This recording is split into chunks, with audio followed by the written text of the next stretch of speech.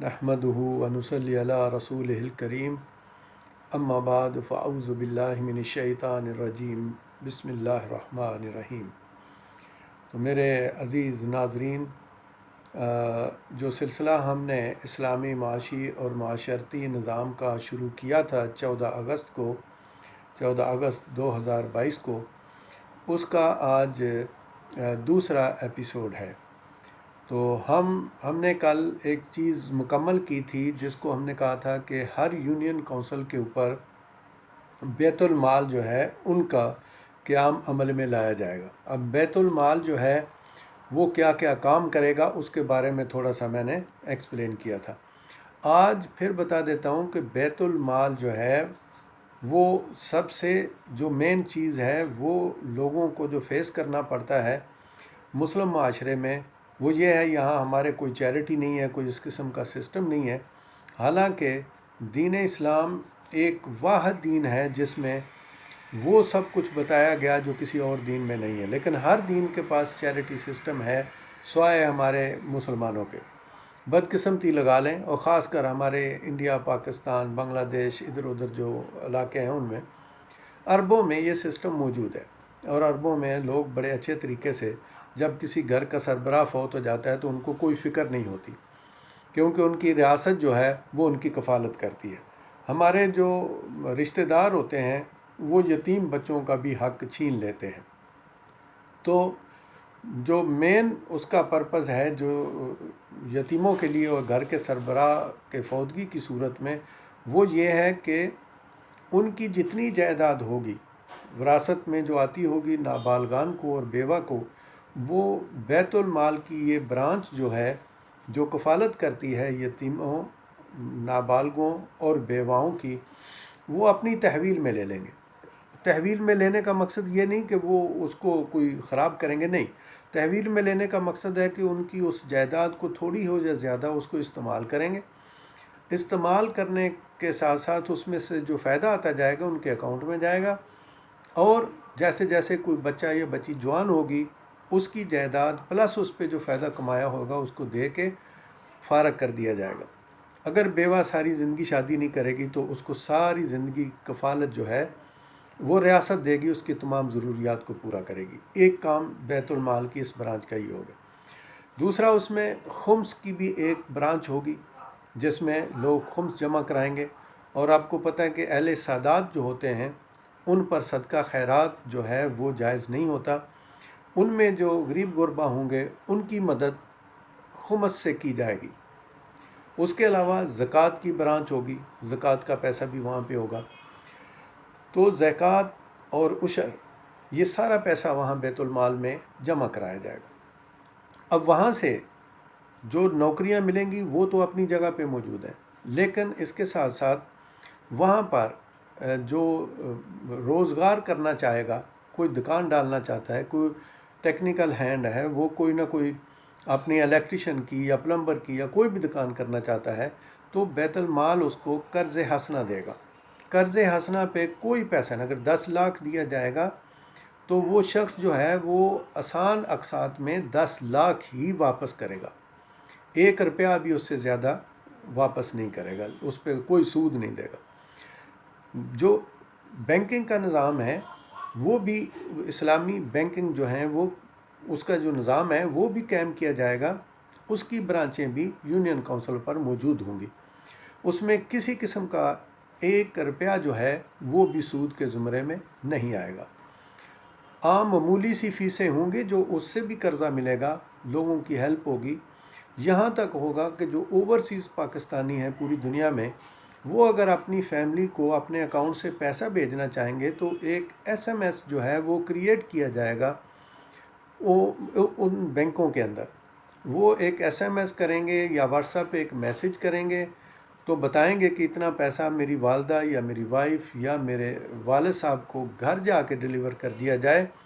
Bank का आदमी जाएगा, घर जाके डिलीवर करके आएगा, और उस पर कोई चार्जेस जो हैं वो वसूल नहीं किए जाएंगे इंशाअल्लाह बिज़निल्लाह। अब इसके बाद दूसरा जो सिस्टम है वो ये है कि इन्हीं यूनियन काउंसिलों के ऊपर जो तजारती सेंटर्स जो हैं वो बनाए जाएंगे, यानी तजारत को कंट्रोल करने वाला एक सिस्टम क्रिएट किया जाएगा हर यूनियन काउंसिल के ऊपर।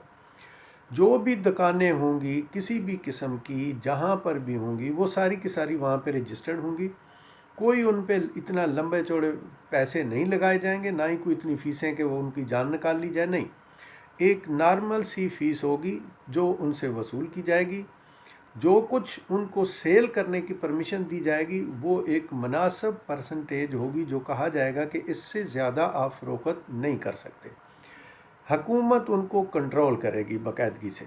जो कोई तजावज़ करने की कोशिश करेगा तो कानून उसको सज़ा देगा, कोई माफ़ी नहीं होगी। इसके अलावा यूनियन काउंसिल के ऊपर ही कोर्ट जो हैं वो बनाए जाएंगे, और यूनियन काउंसिल पर ही जो लोग यूनियन काउंसिल के अंदर रहते हैं उनको तहसीलों में, ज़िलों में, लंबे चौड़े जगहों पे जाने की ज़रूरत नहीं है।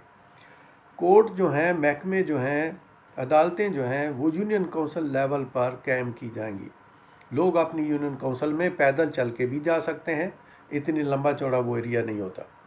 वहाँ के लोगों के मसाइल वहाँ पर ही सुने जाएंगे। हर जज साहब जो हैं वो काजी की हैसियत से 90 दिन के अंदर हर केस का फ़ैसला करेंगे।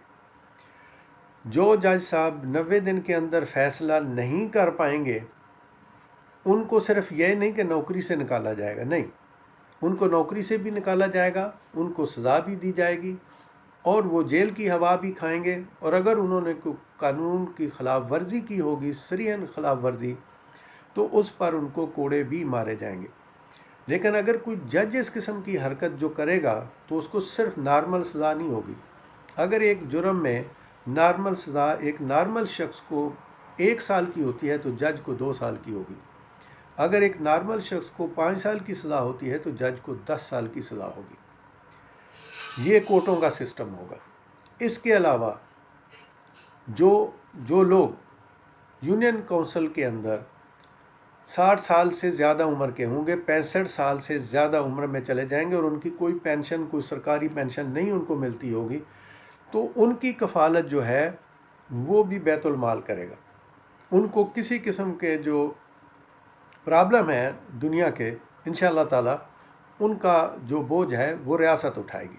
उनके अखराजात, उनकी सारी ज़रूरतें जो हैं वो रियासत अदा करेगी। उनकी जो जायदाद होगी वो भी जो बैतुल माल है वो अपनी तहवील में रखेगा, ताकि कोई उस पर नुकसान ना, जो उनके बच्चों को जो उनका हिस्सा जाएगा वो जाएगा। ये हो गया यहाँ तक का मसला।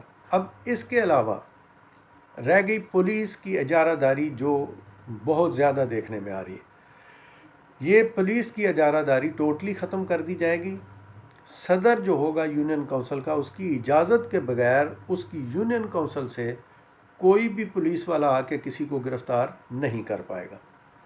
जराइम जो हैं, जिसमें 5 जुर्म बड़े सख्त हैं, जिसमें ज़ना है, अगवा बराए तावान है, कत्ल है, फ्रॉड है, नौसरबाजी है और करप्शन है। ये 5 जो जुर्म हैं इनकी ज़मानत नहीं होगी। ये नाकाबिल ज़मानत केस हैं। इनका फ़ैसला भी 90 दिन के अंदर होगा।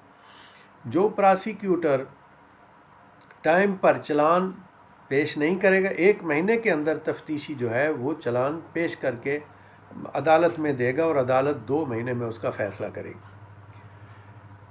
और उसके बाद सज़ा जो है वो दी जाएगी उसके मुताबिक। इसके अलावा ये इस्लामी कवानीन के मुताबिक है कि अगर कोई झूठा पर्चा दर्ज करवाएगा या करेगा, उसको 80 कोड़ों की सज़ा मिलेगी, और करने वाले को भी करवाने वाले को भी, यानी पर्चा झूठा दर्ज कराने वाले को भी सज़ा मिलेगी कोड़ों की और जेल की भी और जुर्माना भी, और पर्चा झूठा दर्ज कराने वाले को भी और करने वाले दोनों को। करने वाला ज़ाहिर पुलिस वाला होगा, उनको नौकरी से निकाल दिया जाएगा। जितने छोटे छोटे जराइम हैं, छोटे मोटे लड़ाई झगड़े जो हैं वो काबिल ज़मानत हैं, उनकी ज़मानत यूनियन काउंसिल लेवल पर ही होगी और किसी शख्स के शनाख्ती कार्ड पर हो जाएगी, किसी रिश्तेदार के। कोई जायदाद के कागजात देने की ज़रूरत नहीं पड़ेगी। ये थोड़ा सा सिस्टम है जो इस निज़ाम का मैं बताना चाहता हूँ। कल इंशाअल्लाह ताला इस पे हम मज़ीद बातचीत करेंगे। इसके साथ ही इजाज़त चाहता हूँ। अल्लाह ताला हम सब का हामी व नासर हो। पाकिस्तान जिंदाबाद, अफवाज पाकिस्तान पाइंदाबाद। अल्लाह हाफ़िज़।